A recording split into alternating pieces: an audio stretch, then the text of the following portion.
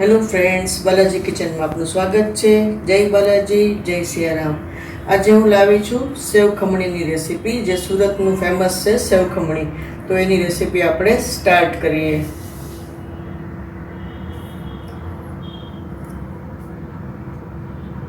તો ફ્રેન્ડ્સ, આપણે સ્ટાર્ટ કરીએ સેવ ખમણીની રેસીપી. એના માટે આપણે અહીંયા લીધું છે 1 કપ ચણાની દાળ લીધી છે. એ મેં સેજ ગરમ પાણી કરી ઉફાળા પાણીમાં પલાળ્યું છે અને 3 કલાક જેટલું પલળી ગયું છે. તમે જે નોર્મલ પાણીમાં પલાળો તો એ તમારે 5 થી 6 કલાક એને પલાળતા થાય. તો હવે આપણે એમાં બધા એના ઇન્ગ્રેડિયન્ટ્સ લઈશું. આપણે આ 2 મરચાં એમાં લીધા છે. એક થોડું તીખું છે અને એક નોર્મલ મોળું છે. અને 1 ઇંચ આપણે આદુનો ટુકડો લીધો છે. અને 3 આપણે લસણની કળી લીધી છે. તમે લસણ ન ખાતા હોય તો તમે એવોઈડ કરી શકો છો. અને હવે એમાં થોડીક આપણે હિંગ નાખશું. 2 ચપટી જેટલી હિંગ છે. પછી એમાં હલ્દી પાવડર નાખશું. 1 ચપટી જેટલું જ નાખવાનું છે, એમાં હલ્દી વધારે નથી નાખવાની. અને આ છે 3 સ્પૂન દળેલી સાકર છે. અને આ છે એ લીંબુના ફૂલ છે, 1 જ ચપટી નાખવાના છે. 1 ચપટી જેટલા જ આપણે લીંબુના ફૂલ નાખશું. તમે લીંબુના ફૂલ ન નાખો તો તમે દહીં નાખી શકો છો અથવા લીંબુનો રસ નાખી શકો છો. અને હવે આપણે એને પહેલાં પીસી લઈશું. એમાં 5 સ્પૂન જેટલું પાણી છે, એટલું પાણી નાખી અને પહેલાં આપણે પીસી લઈશું. પછી જોશે તો વધારે પાણી આપણે એડ કરીશું. મિક્સરમાં પીસી લઈશું આપણે. ફ્રેન્ડ્સ, આપણે આ પીસાઈ ગયું છે. હવે એમાં અત્યારે પહેલાં આપણે જરૂર હોય ને એટલું જ પાણી નાખીને પીસવાનું. પછી આપણે જ્યારે જોઈશું એ પ્રમાણે આપણે એમાં એડ કરીશું પાણી. અને થોડુંક નમક આમાં આપણે એડ કરી દઈશું. મિક્સ કરી દઈશું. હજી આ થોડુંક ઘટ્ટ લાગે છે તો હજી આપણે એમાં થોડુંક પાણી એડ કરીશું. અને પીસવામાં મેં બી થોડુંક પાણી એડ કર્યું હતું.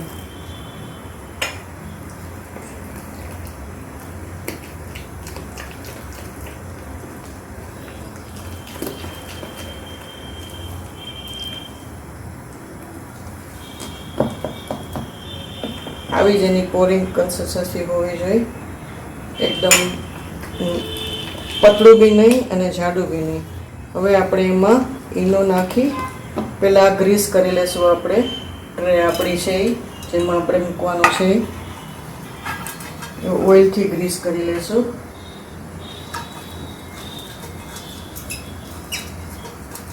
અને હવે આપણે અહીંયા સ્ટીમર બી ગરમ કરવા માટે રાખી દીધું છે. કારણ કે આમાં ઈનો નાખ્યા પછી એની તરત જ ગરમ હોય તો જ ઈનોનું અસર થાય, ફૂલે જાજે. નહીં તો પછી ફૂલે નહીં આપણે. હવે આપણે એમાં ઈનો નાખી દઈશું. 1/2 ટીસ્પૂન ઈનો છે. અને એને એક્ટિવ કરવા થોડુંક પાણી નાખશું આપણે એમાં.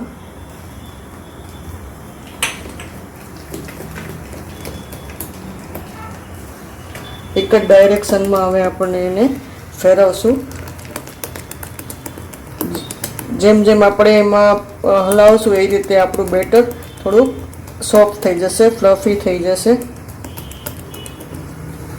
હવે આપણું બેટર હવે આપણે એમાં પોર કરી દઈશું.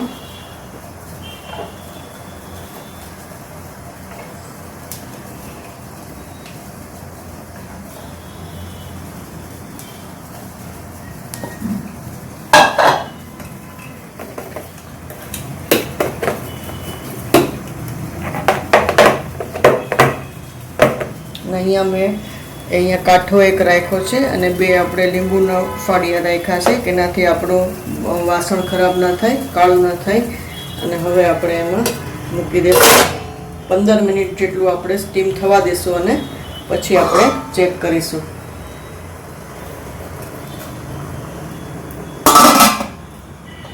આપણે 15 મિનિટ થઈ ગયા છે. હવે આપણે ચેક કરી જોઈએ.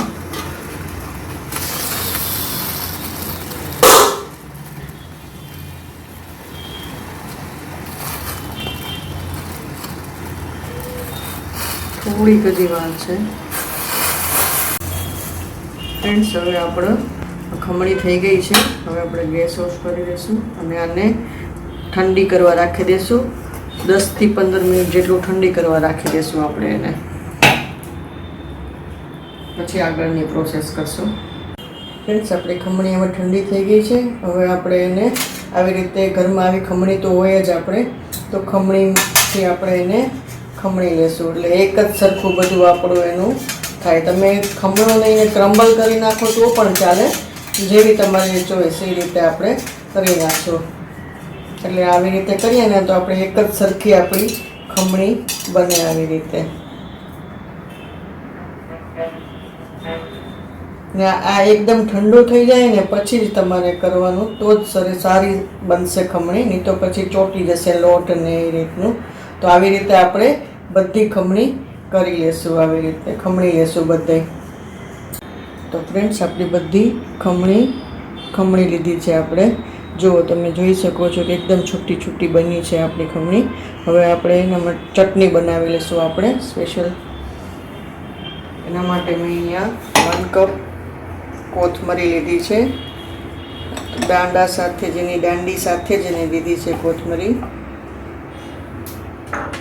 પછી 1/2 કપ ફુદીનો લીધો છે.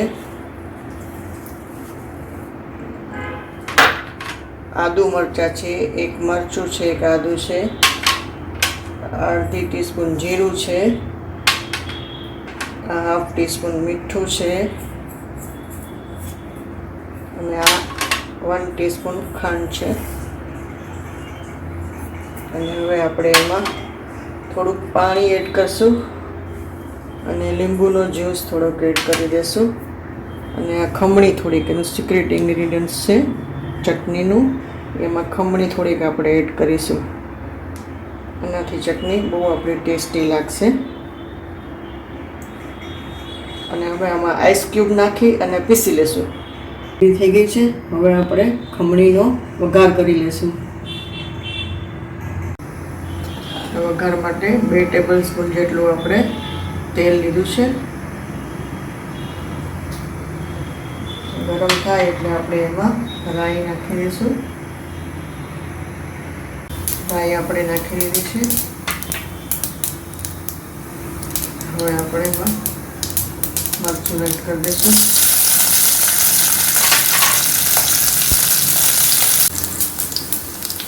લીમડાના પત્તા એડ કરી દઈશું. હિંગ આપણે એડ કરીશું.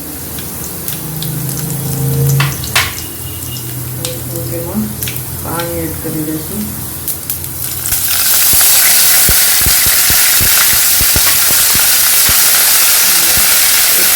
સાકર એડ કરી દઈશું.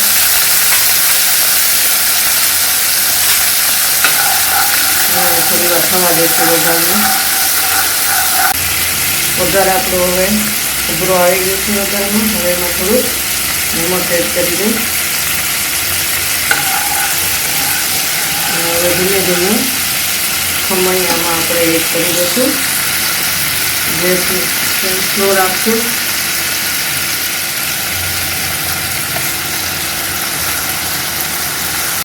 ફ્રેન્ડ્સ, આપણો હવે વઘાર બધો આમાં મિક્સ થઈ ગયો છે. અને ધીમે ધીમે ચમચીથી હળવા હાથે હલાવવાનું. અને હવે આપણે એમાં કોથમરી એડ કરી દઈશું.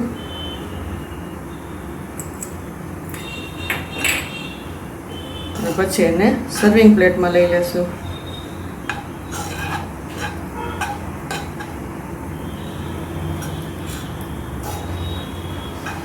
બસ રેડી છે આપણી સેવ ખમણી. હવે એને સર્વિંગ પ્લેટમાં લઈ લઈએ આપણે. અને પછી એને ગાર્નિશ કરીશું સેવથી અને દાડમના દાણા અને કોથમરીથી. તો ફ્રેન્ડ્સ, આપણી તૈયાર છે સેવ ખમણી. તો ફ્રેન્ડ્સ, આપણી સેવ ખમણી રેડી છે. સર્વિંગ પ્લેટમાં એને લઈ લીધી છે. સાથે ચટણી બી છે. તો ફ્રેન્ડ્સ, તમને આ રેસીપી ગમી હોય તો વિડીયોને લાઇક કરજો, ફેમિલી ફ્રેન્ડમાં શેર કરજો. અને આવી જ હેલ્ધી રેસીપી માટે જય બાલાજી કિચનને સબસ્ક્રાઈબ કરવાનું ભૂલશો નહીં. Thank you for watching my video. Eat healthy, stay healthy. જય બાલાજી, જય સિયારામ. ફરી મળીશું નેક્સ્ટ વિડીયોમાં.